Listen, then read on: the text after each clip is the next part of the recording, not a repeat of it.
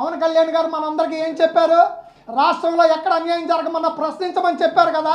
తూర్పు నియోజకవర్గ ఇన్ఛార్జ్ గారు మీరు ఏం ప్రశ్నించారు? ఎంతగా బేరం కుదుర్చుకున్నారు? ఏ కారులో నాగరాజు గారిని ఎక్కించుకొని తిరిగారు? ఏ నాయకుడి దగ్గరికి వెళ్ళారు? మాకు జరిగిన న్యాయం ఏంటి? ఆడబిడ్డ ఏడుస్తుంది, సమాధానం చెప్పండి. ఇప్పుడు కూడా సమాధానం చెప్పకుండా కులాలకి మతాలకి రంగు పులుగుతున్నారు కదా. అదే మందకృష్ణ మాదిక్ గారు లాంటి కమ్యూనిటీకి జరిగితే మీరు అడగరా?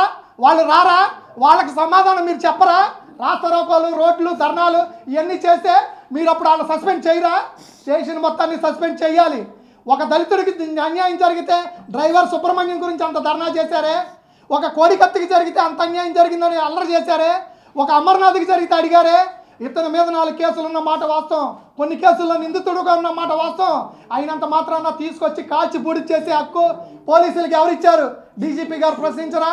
హోమ్ మినిస్టర్ గారు అడగరా? ఇంతకన్నా అన్యాయం ఏదన్నా ఉందా ఈ రాష్ట్రంలో? అడిగేవాళ్ళు లేకపోతే చెప్పేవాడు చెప్పడంటారు. ఇదేనా పోలీసు వ్యవస్థ జరుగుతున్న తీరు? సస్పెండ్ చేయటం అంటే వీఆర్కి పంపిస్తామా? స్టేషన్ మొత్తం మీద ఎంక్వైరీ చేయాల్సిన బాధ్యత మీకు లేదా? ఏమనుకుంటున్నారు? ప్రశ్నించమన్నారు పవన్ కళ్యాణ్ గారు. మేము కాపు నాయకులు, అంబటి రాంబాబు గారు కాపు నాయకులే. మా నాయకులందరూ కూడా మాకు సపోర్ట్గా వచ్చిన వాళ్ళే, కానీ పార్టీ మేము వ్యతిరేకం, మేము వైసీపీకి వ్యతిరేకం. ఇప్పుడు కూడా చెప్తున్నాం, మేము లోకేష్ గారితో ప్రయాణం చేసాం, చంద్రబాబు గారు అంటే అభిమానం.